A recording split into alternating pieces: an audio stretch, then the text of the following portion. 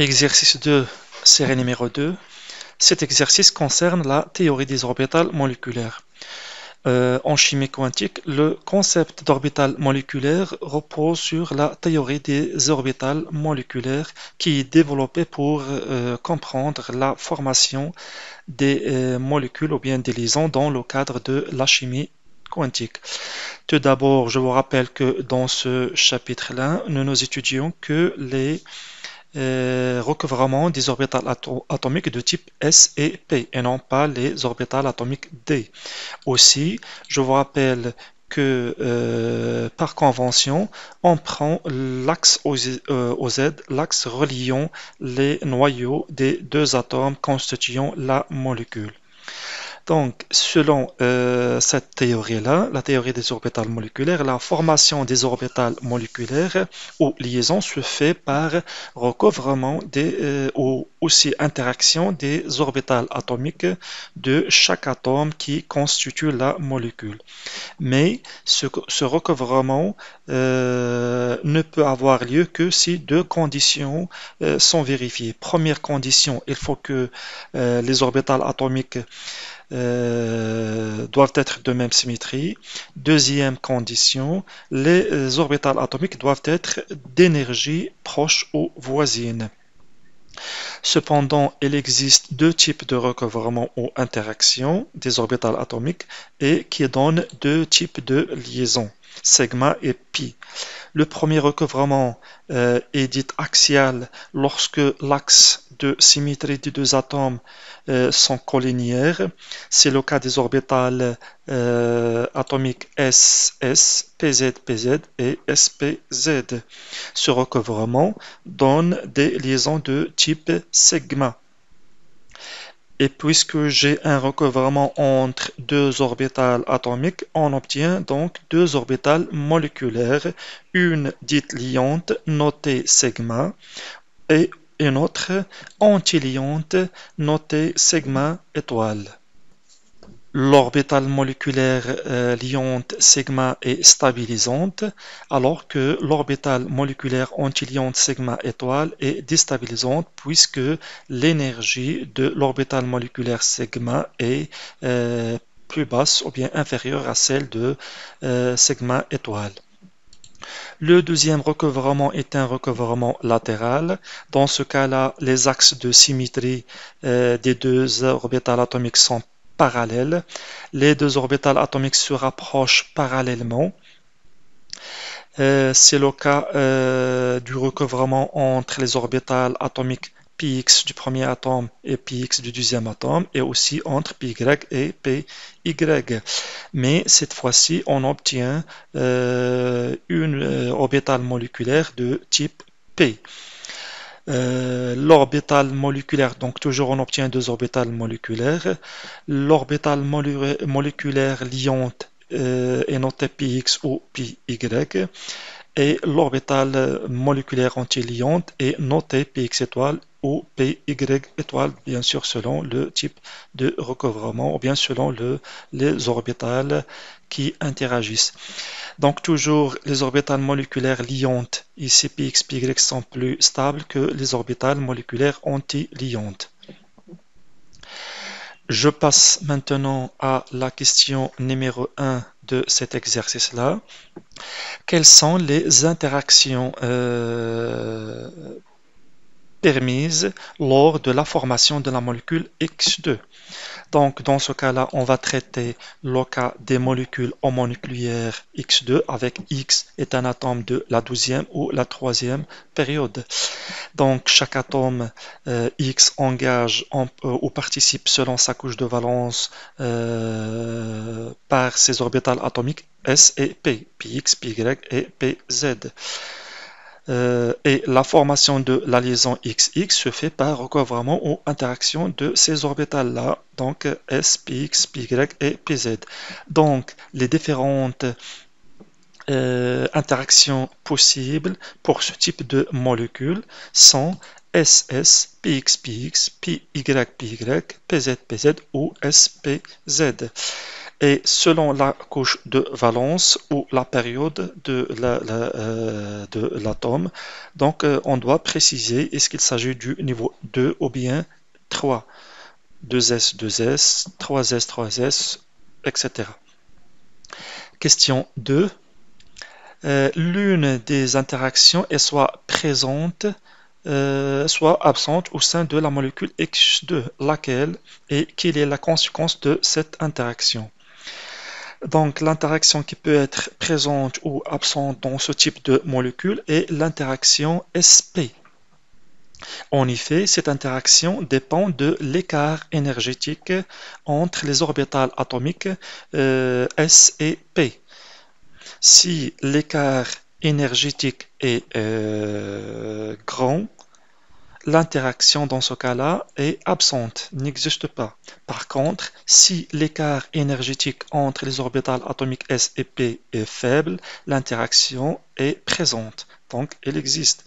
Par conséquent, en présence de cette interaction-là, SP, l'ordre des niveaux énergétiques des deux orbitales atomiques sigma et sigma z px py sera inversé.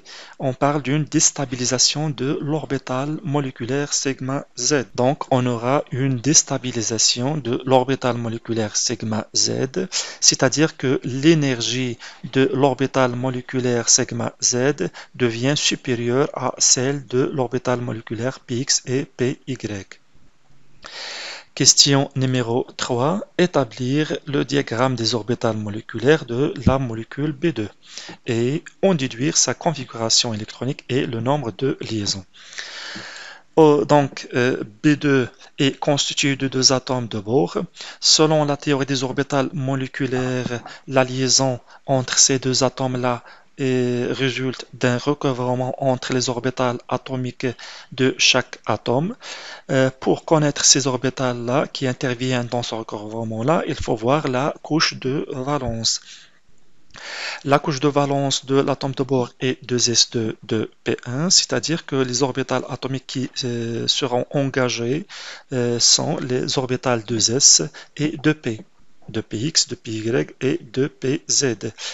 Et pour établir le diagramme des énergies ou bien le diagramme des orbitales moléculaires, dans un premier temps, on représente sur deux axes d'énergie les orbitales atomiques de valence de chaque atome. Donc, sur le premier axe, je représente les orbitales atomiques 2s et 2p du premier atome, et sur le deuxième axe, je représente les orbitales atomiques de la couche de valence du deuxième atome, donc 2s et 2p. On voit ici que les orbitales de px, de py, de pz sont dégénérées, elles ont même énergie, donc se trouvent sur le même niveau énergétique. Deuxième étape, on passe au recouvrement possible entre les orbitales atomiques. Donc là, j'ai un recouvrement entre les orbitales atomiques 2s et 2s, ce qui conduit à deux orbitales moléculaires sigma et sigma étoile, puisqu'il s'agit d'un recouvrement qui est axial. Donc je note l'orbitale moléculaire liante sigma s et l'antiliante sigma s étoile s pour dire que le recouvrement se fait entre les orbitales atomiques de s et s. Aussi, on aura un recouvrement entre les orbitales atomiques de pz et de pz.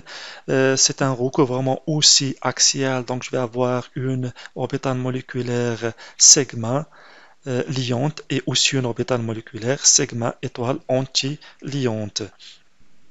Et aussi, on aura un recouvrement entre les orbitales atomiques de px, de px et de py, de py. C'est un recouvrement cette fois-ci latéral. Donc, on aura formation d'orbitales moléculaires de type P. Je vais avoir deux orbitales moléculaires, donc px, px étoile, et aussi py et py étoile. Px PY sont aussi dégénérés, donc ils ont même niveau d'énergie. Donc, même chose pour les orbitales moléculaires antiliantes, sigma px étoile, py étoile. Là, il faut faire attention à l'interaction sp. Dans cet exercice, on n'a pas d'indication. Donc, on n'a pas d'indication sur les valeurs des énergies de chaque orbital moléculaire S et P, mais on sait que le numéro atomique de l'atome de Bohr est inférieur à 7. Donc, il s'agit d'un diagramme avec interaction. Donc l'interaction sp existe puisque le numéro atomique du Bohr est inférieur à 7. Par conséquent, l'orbital moléculaire sigma Z sera déstabilisé par rapport à l'orbital moléculaire px et aussi par rapport à pi y. Donc je vais avoir une énergie de sigma Z qui est supérieure à l'énergie de l'orbital moléculaire pi. Ici, j'ai donné un diagramme qui est valable pour tout atome de Z inférieur à 7. Je place maintenant les électrons de la couche de valence de chaque atome. Donc j'ai 2s2 de P1. Il ne reste maintenant qu'à remplir les orbitales moléculaires de la molécule B2. Ici, je vous rappelle que la répartition des électrons sur les orbitales moléculaires suit aussi les mêmes règles que pour un atome, c'est-à-dire la règle de Kleshowski, de Hund et de Pauli. Donc le remplissage se fait dans l'ordre croissant des orbites des énergies, maximum d'électrons célibataires et 2 électrons avec des spins antiparallèles. Donc là, j'ai au total 6 électrons à placer. Donc sigma S2, sigma S étoile 2, px 1 et py 1. Une fois le diagramme est établi, on obtient les différentes propriétés électroniques relatives à la molécule B2. Donc, dans la question 3, on vous demande de donner la configuration électronique de cette molécule-là. Eh bien, la configuration électronique de B2 est sigma S2, sigma S étoile 2, px1, py1, ou bien px, py2. Aussi, on vous demande de donner le nombre de liaisons ou bien l'indice de liaison. Cet indice-là est donné par la relation suivante. On le note par oméga qui est égal au nombre d'électrons liants, c'est-à-dire les électrons qui se trouvent sur les orbitales moléculaires liantes, moins le nombre d'électrons anti-liantes. Donc là, sur les orbitales moléculaires liantes, j'ai 2 plus 2, ça fait 4. Et sur les orbitales anti-liantes, j'ai uniquement 2 électrons, donc 4 moins 2 divisé par 2, il donne 1.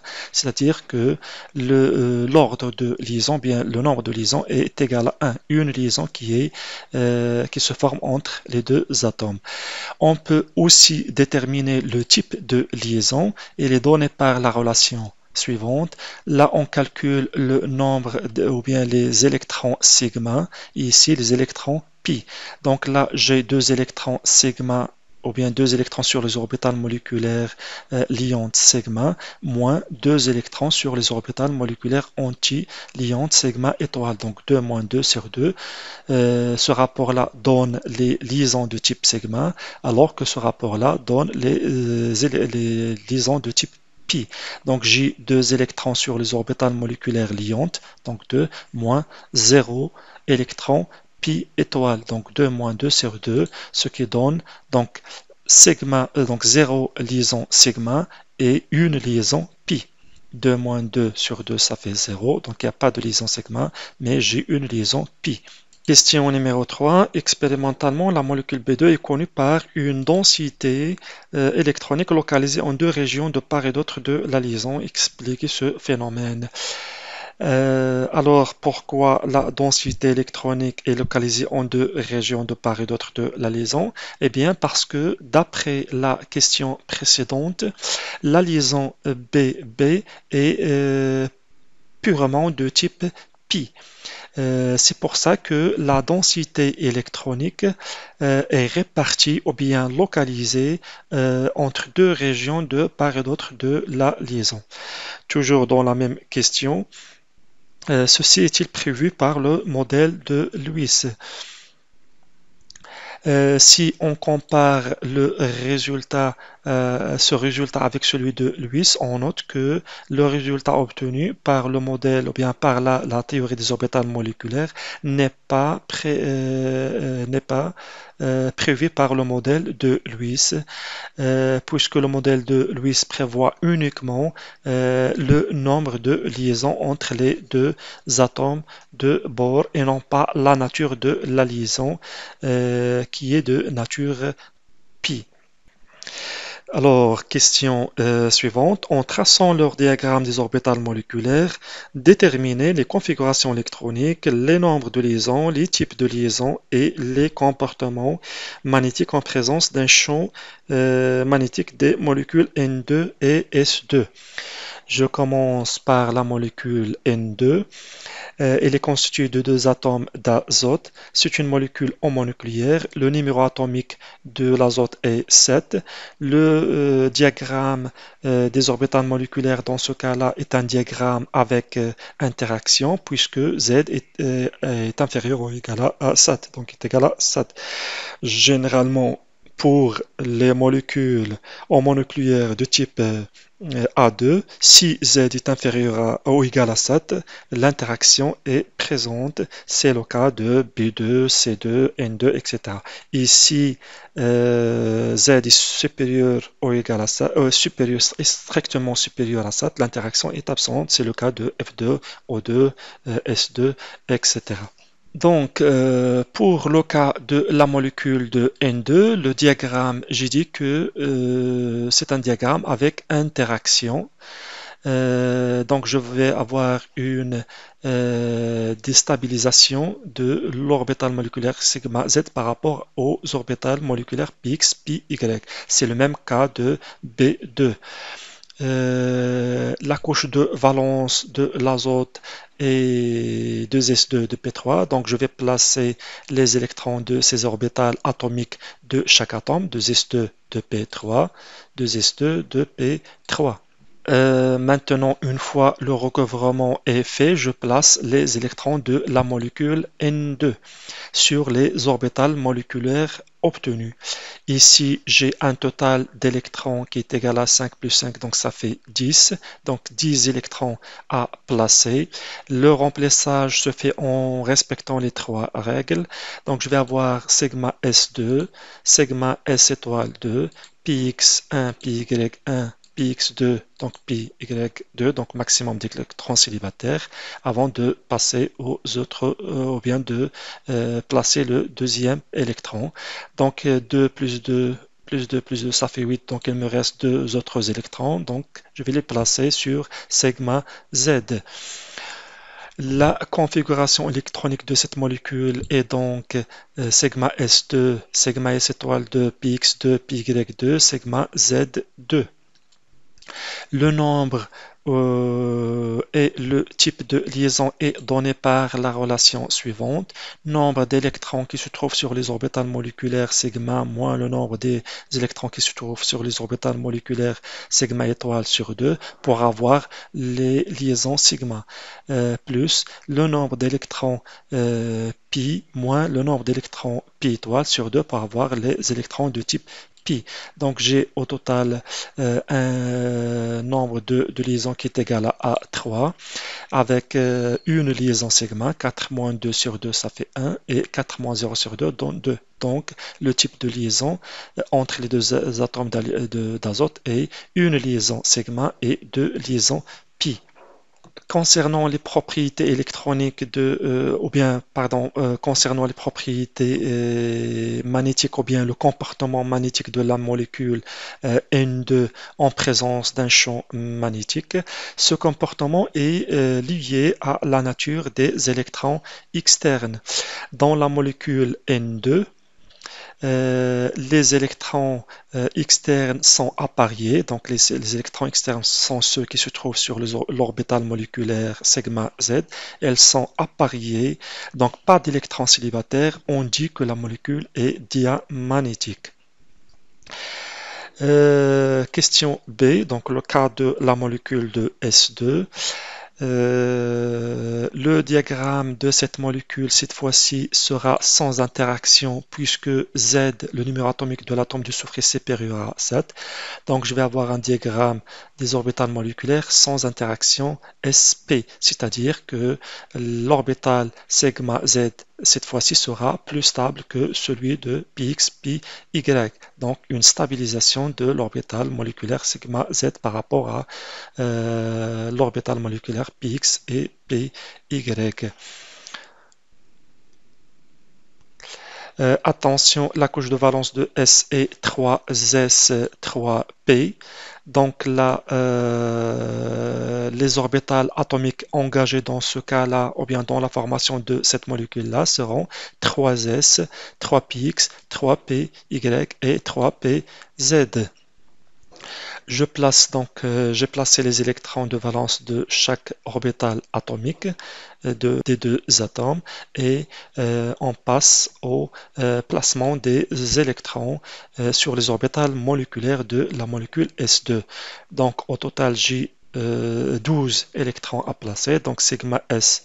Donc là, j'ai noté 3s pour dire que le recouvrement se fait entre, ou bien l'interaction se fait entre l'orbital moléculaire 3s et 3s. Donc sigma 3s2, sigma 3s étoile 2, sigma z2, px2, py2 et px étoile 1, py étoile 1. Donc maximum d'électrons célibataires. Et la configuration est la suivante. Donc soit on met ici px, py étoile px étoile py étoile entre parenthèses 2 ou bien px étoile 1, py étoile 1. Le nombre et le type de liaison est égal à A2. Donc ici, 2 plus 2, ça fait 4 électrons sur les orbitales sigma, moins 2 électrons sur les orbitales sigma étoile sur 2, donc ce que donne une liaison sigma et 4 électrons pi moins 2 électrons sur les orbites qui se trouvent sur les orbitales moléculaires anti-liantes. Donc 4 moins 2 sur 2, ça fait 1. Donc au total, j'ai deux liaisons qui se forment entre les deux atomes de soufre. Et si on veut la nature de ces liaisons, donc j'ai une liaison sigma et une liaison pi. Pour le comportement magnétique de cette molécule-là, là, contrairement au cas de N2, j'ai des électrons célibataires, donc on dit que la molécule est paramagnétique.